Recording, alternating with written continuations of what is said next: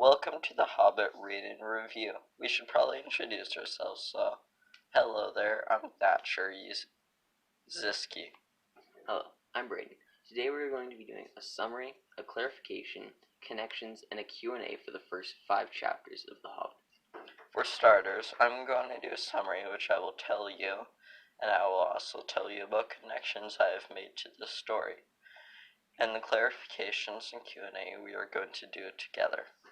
I will be asking the questions in the Q&A, as well as working with Thatcher in the clarifications.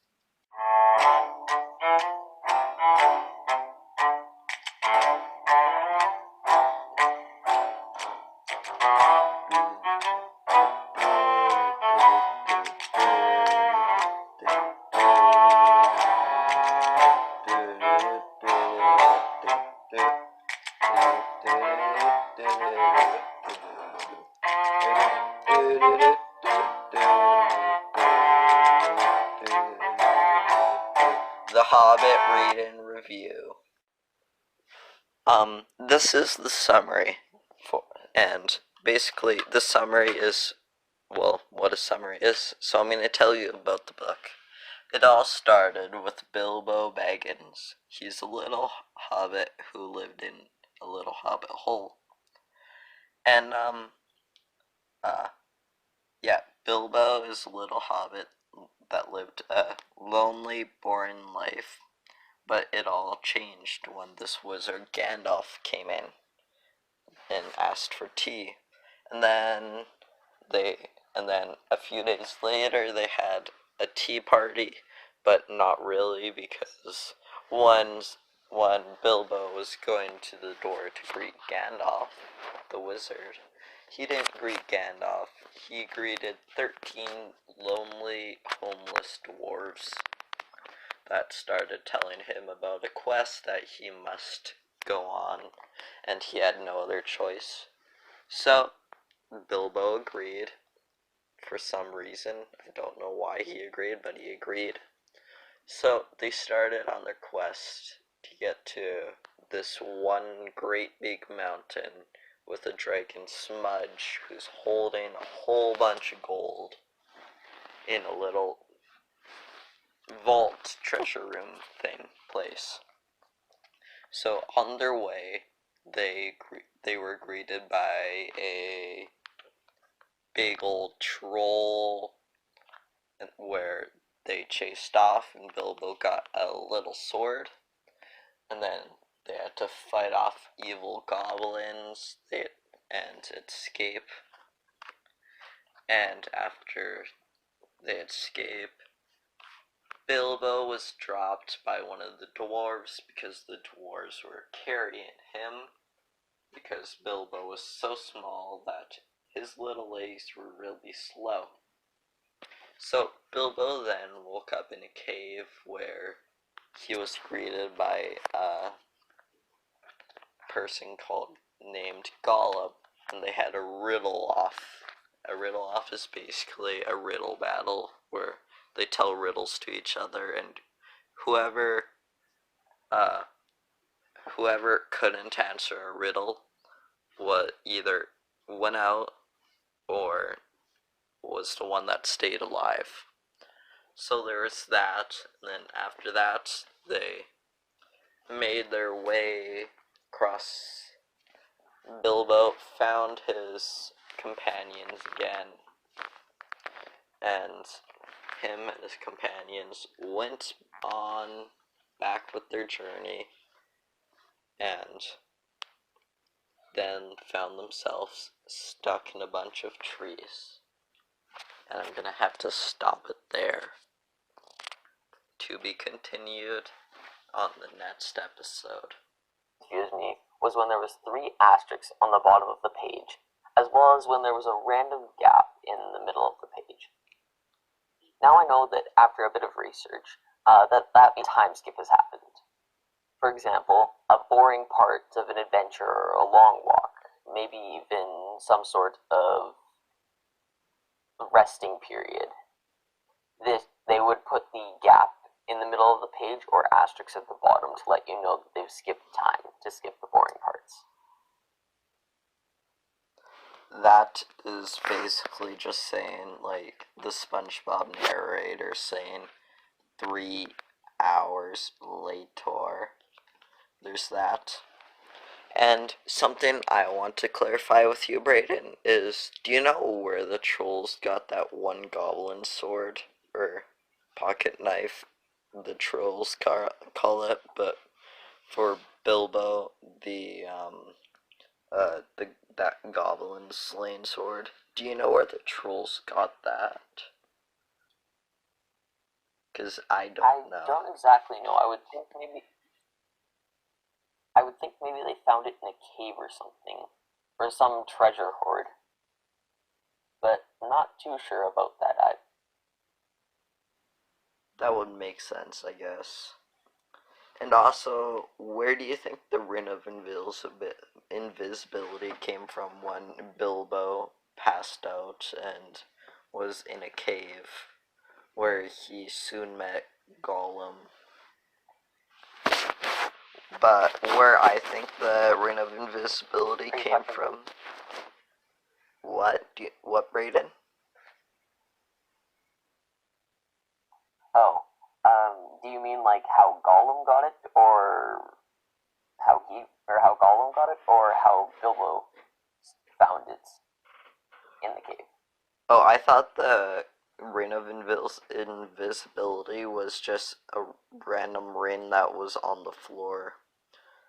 But, and, No, then I just remembered that there was, Gollum got, like, a present, so I'm guessing that it was either that or the wizard gave the ring to him. I'm fairly sure that's where it came from. The present for Gollum. That's also possible. Why are you doing so bad in school, little Timmy? I've been dehydrated and not bringing enough water to school. Those tiny water bottles aren't enough. Well, why didn't you just say something? We can go to the store right now and get the new smart water. It's a bigger bottle, and also a little secret is that they say it makes you smarter. Drink smart, get smart. A few days later. Thank you, Mom. I'm doing so much better in school now thanks to smart water. We all know this feeling when you have a brother or a sister or just little siblings. You all know the feeling that you get annoyed with them and they just came into your room without your permission and stuff like that. Well, the same happened to Bilbo. One day, the wizard Gandalf came to Bilbo's Hobbit hole. Gandalf told Bilbo that he wanted to have coffee or tea one day. So they both agreed, but instead of having tea, the wizard brought in 13 dwarves. 13 dwarves. All old, messy, and old, with their big beards and hoods. And then they started talking about this quest thing. And we all know the feeling where your personal space has been invaded, and this is the same thing that happened to Bilbo. So there's that. So yeah, Bilbo's personal space has been invaded like ours. That is a connection I have made to this story. And also another connection I've made to this story is in some books and movies I like to read or watch. You know, there's always that quest someone wants to go on, but it's never their idea. It's always a relative's or your father's or siblings' idea, but they died or were never able to complete the quest. So they just started So they just basically failed. And then there's you. You want to start this quest by yourself or recruit the help of others. And I've seen that many, many, many times in movies and TV shows. But yeah, it's also, the quest was also never someone else's. Was the Thorn family's idea, and Thorin, he wanted to complete this quest, so he got the help of others to carry on his family's destiny and and get back all the gold from the evil dragon Smudge. Okay, so for this Q&A section, first we're going to be starting with a few riddles from the Chapter 5 in the Hobbit. Here's the first one. It cannot be seen, cannot be felt, cannot be heard, cannot be smelt. It lies behind stars and under hills, and empty holes it fills. It comes first and follows after, ends life, kills laughter. So if you want, you can have time to pause this podcast/recording or rewind to play back, but now I will read a riddle. Voiceless it cries, wingless flutters, toothless bites, mouthless mutters. What am I? Again, for any of these riddles, you can always pause the podcast and rewind to listen to the riddle again. You can read another one now. Okay, so for the third one, this is the third one. This thing all things devours, birds, beasts, trees, flowers. Gnaws iron, bites steel, grinds hard stones to meal, slays king, ruins town, and beats high mountain down. What am I?